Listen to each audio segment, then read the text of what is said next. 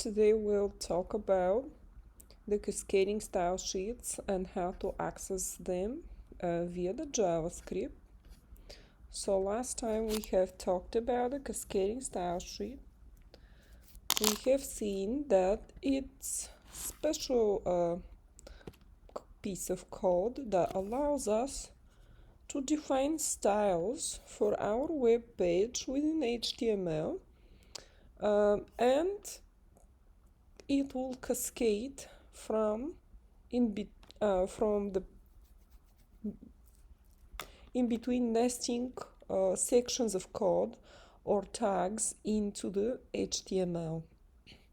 That is, it gets inherited from parent to the children, and if we would like to make changes into the children for specific attributes of the cascading style sheet, we can do that. So let's see what happens when we have JavaScript. The last time we have seen it within the HTML code. So if we have JavaScript, the syntax will be similar to what we have seen last time. When the cascading style sheet is defined and it has certain attributes, we can access them by giving the cascading style sheet name and then dot and the attribute name. So for example, attribute can be color, font style, size of the font, it can be or something else, bold, italic, something that we would like to define as a style for our web page. So we have the style sheet and then dot and give the attribute name to access this attribute.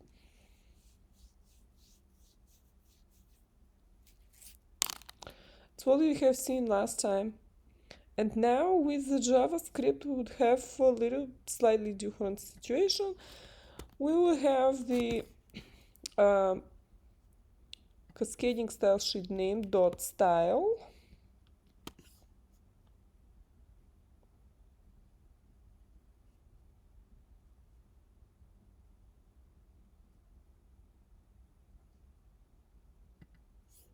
And then the attribute name, which is in this case called property. So the only difference here is we have dot style and then the attribute name.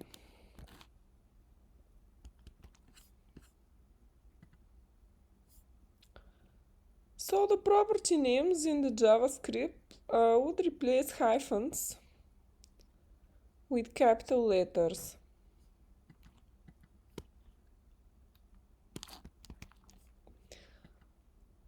So properties in JavaScript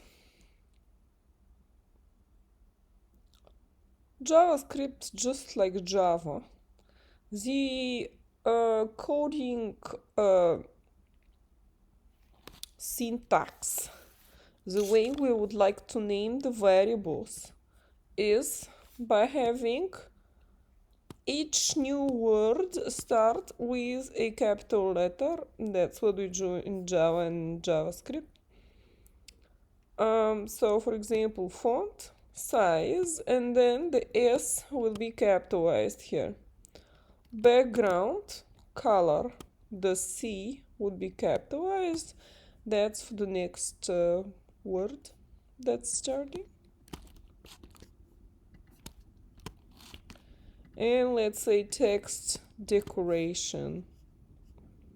Then the D would be capitalized. So this is the JavaScript. Standard Java and JavaScript formatting. When we have the cascading style sheet, the properties would use a slightly different notation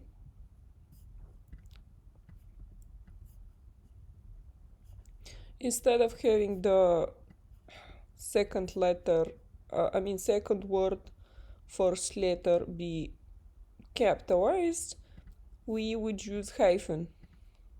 So instead of having a capital S here, we would have dash, hyphen, small s. So font dash size, background dash color. And the first letter remains lowercase.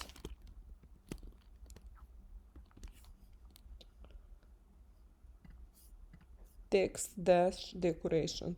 So this is how the properties would be in the cascading style sheet syntax formatting. So let's see here what is the difference between the HTML and the JavaScript. When we have the cascading style sheet, last time we have seen how to call it within the HTML code. So we have the tags, right? The opening tag is here. The closing tag is here, so that within this tag, that particular style will be active. So we have some text here. And then the styling begins.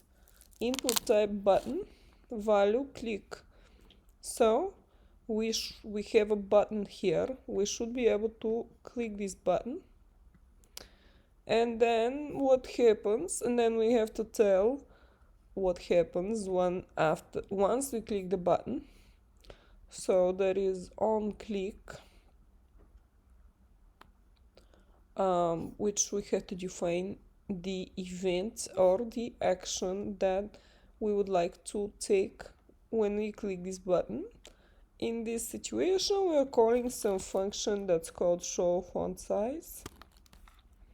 So it is going to show the font size.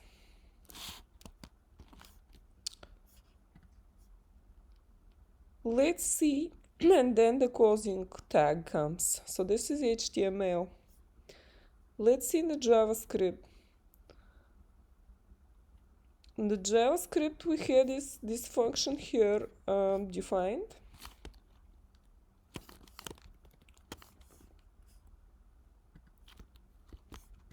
So we have function named show the font size.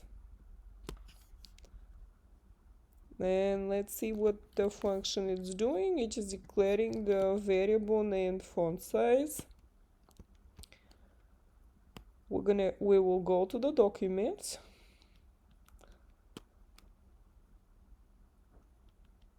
Get the element by ID. And then we have what we have seen earlier. So this whole thing here is the cascading style sheet. And as we have seen earlier, we will see dot style and then the property name.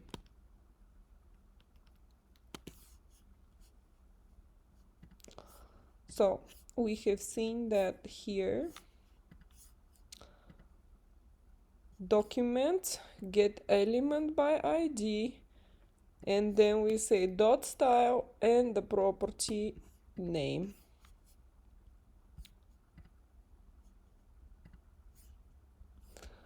So the document is here, get element by ID, the element is text, and then get the size of this text.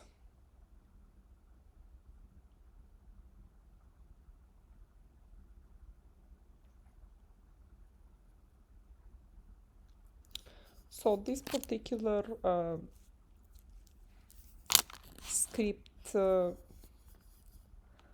function, JavaScript function, will show the size of the font within this paragraph.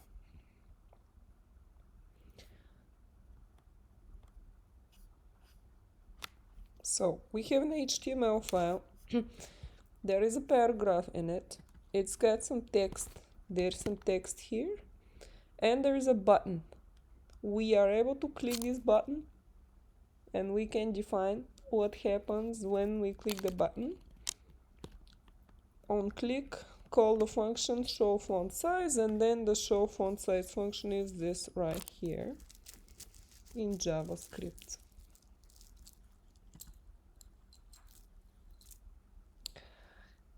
Let's see how we can change the value of a property. Let's say we want to change the font size. Maybe it was too small. We want to make it bigger, for example, with size 12 when we want to make it 20. So then, in the HTML, again, we have the paragraph here. Starting paragraph, ending the paragraph. The ID is text. The button, our button is still here. We can click the button. And then we're gonna define what happens once we click the button. Earlier, on click we called the function show font size. In this case, we are calling a different function called named increase the font. So we're going to, on the click of the button, call function named increase font. So let's see here.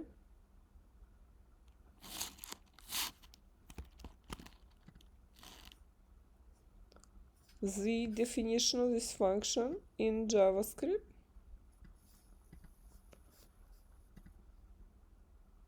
Very similar to the code in the previous slide. We have function and then the name of the function, increase font. We're gonna call the document dot get element by ID.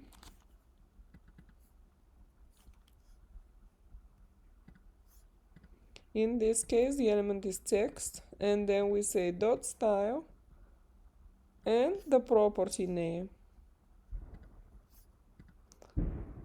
The property name is font size.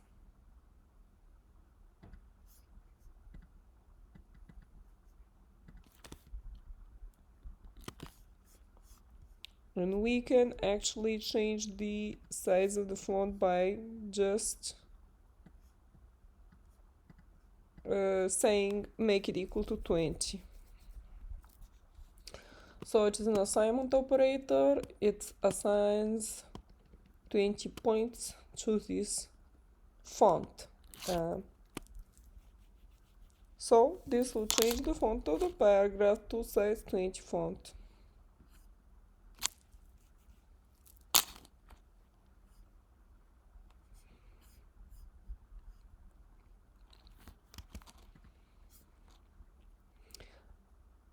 So we have set the property value here by just using the assignment operator equal sign. Note, whenever we set the value of a style property, we need to use a string. So over here, you can see the double quotation mark, which means that this is not a number or integer or anything like that, but it's string or text.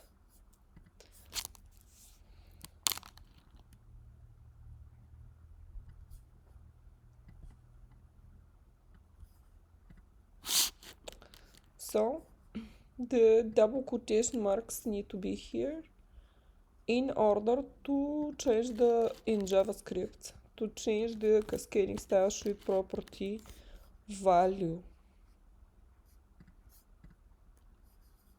So that needs to be noted here.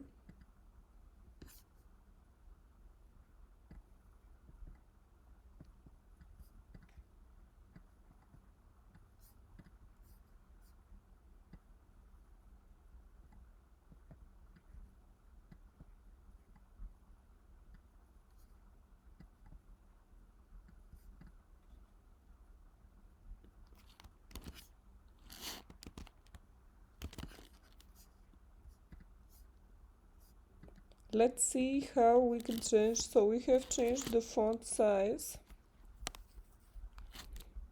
Let's see how we can change the color of the text.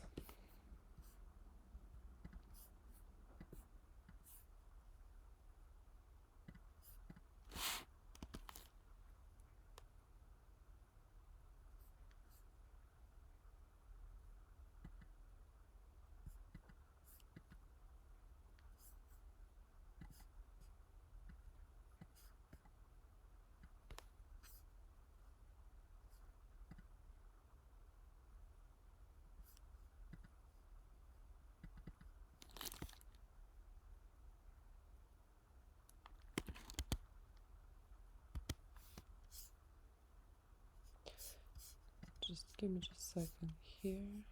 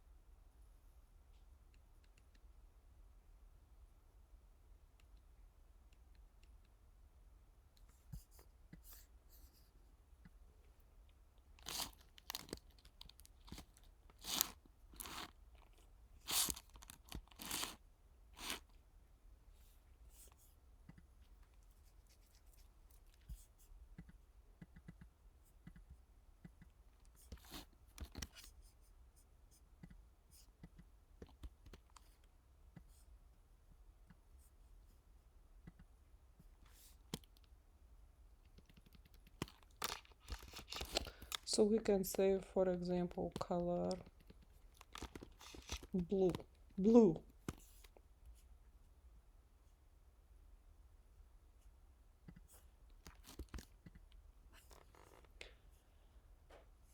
Document.getElementById,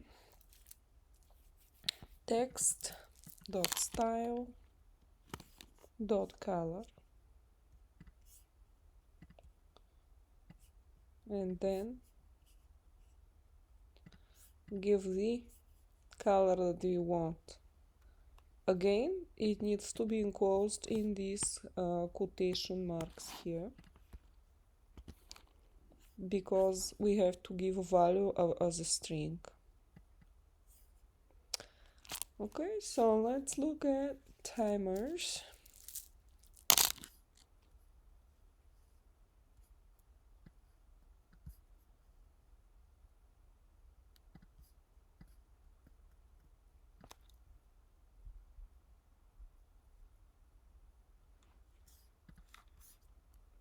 Using a time in the JavaScript,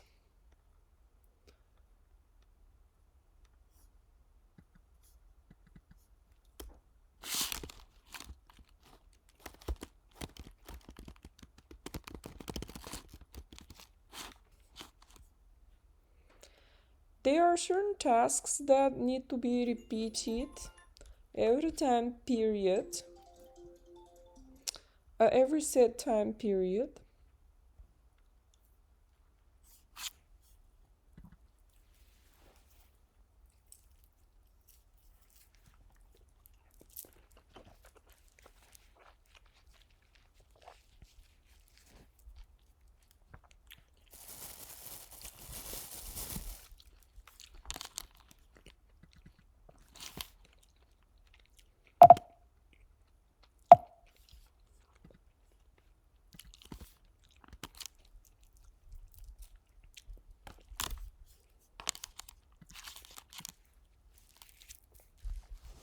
So if they are repeating tasks,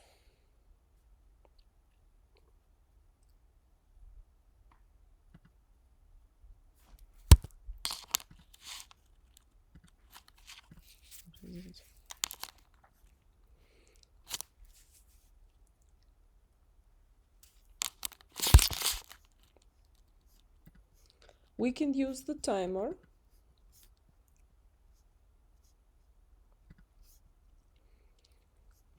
to set a time period where for example, making the clock tick every second is an example that would be using time.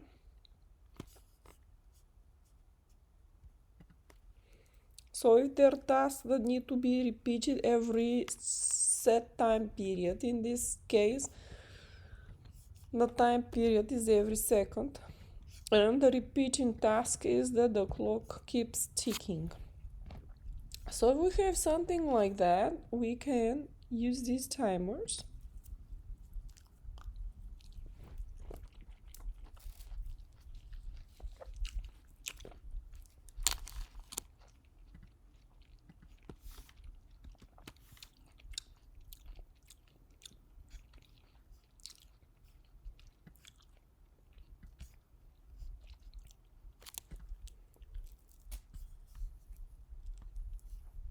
Another example would be if we want to introduce a delay for some reason.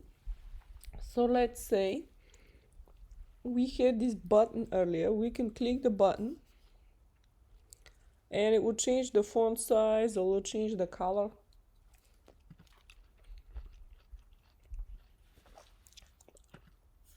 We can make it do something different, for example, show a picture.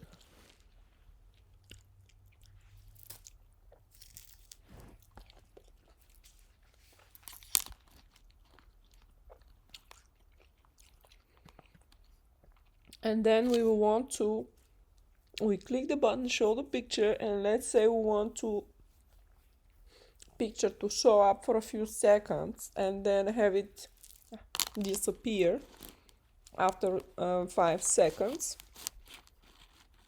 That 5 seconds would be our set time period. So they need to be some period. Here it's a second, here is 5 seconds. And we tell what do we want to happen after this time period.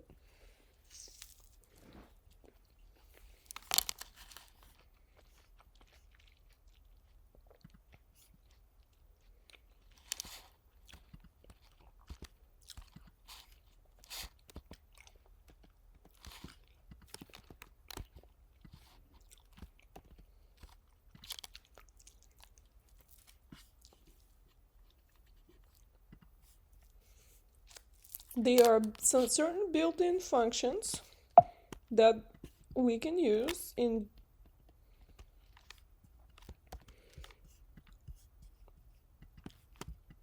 for example, set timeout is a function we can call that's going to perform certain action after a particular time period or a time delay. Another one is called set interval. We'll call a function every given time period. So let's say every 1 second or every 5 seconds.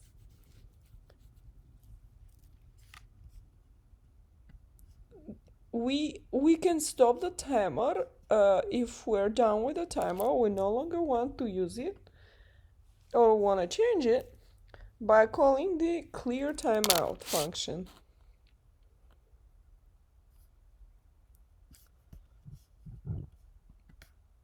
So let's see an example with this set timeout function.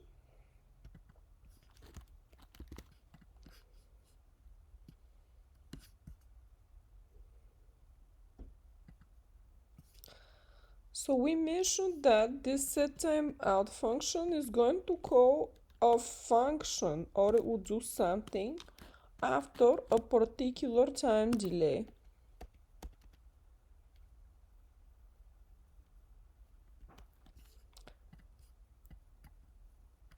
For example, we can specify the delay in milliseconds. Let's say 1,000 milliseconds.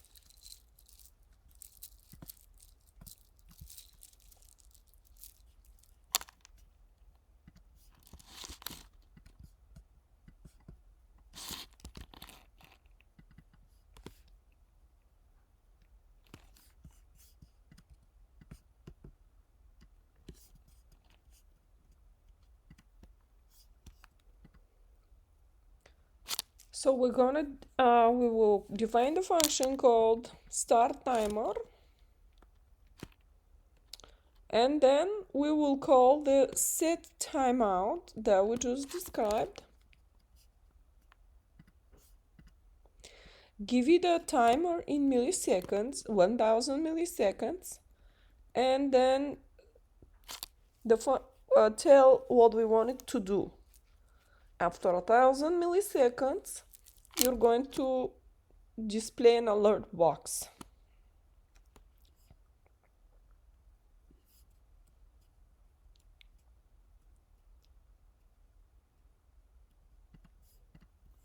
So then we have to define the alert box function as well.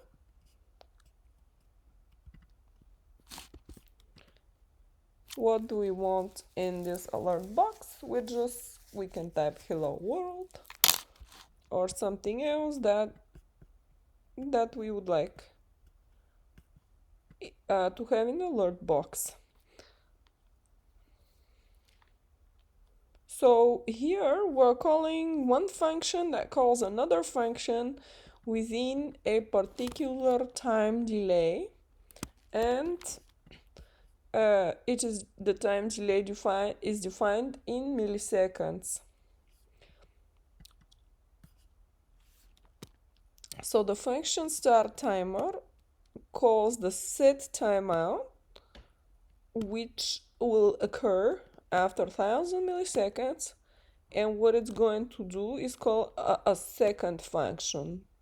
The second function in this case is the alert box, so it's just going to display a box that says particular alert message in it, and we can tell here what we want this message to be.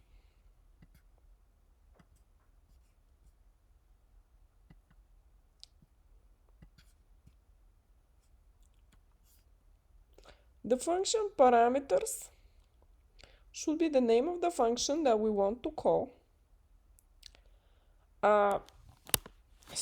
Just the name. Usually, when we call functions, we have to put the 2 parentheses after the function name. This is to specify, okay. So this is when we call the function, we have to give these parentheses, right? Because we're calling a function. This is to show that it is a function versus a variable name, right?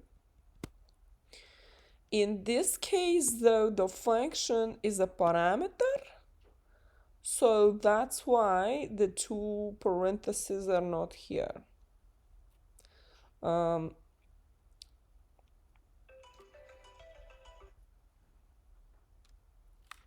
Okay, so this is what we don't want to do here.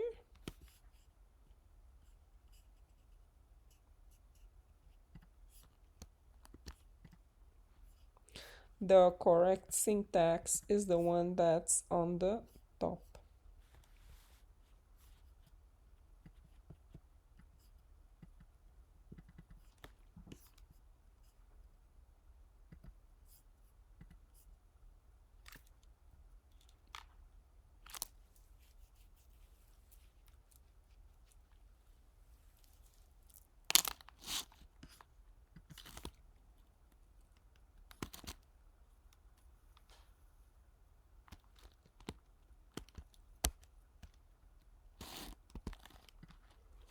Okay, so we have shown here how we can call the cascading style sheets from within a JavaScript.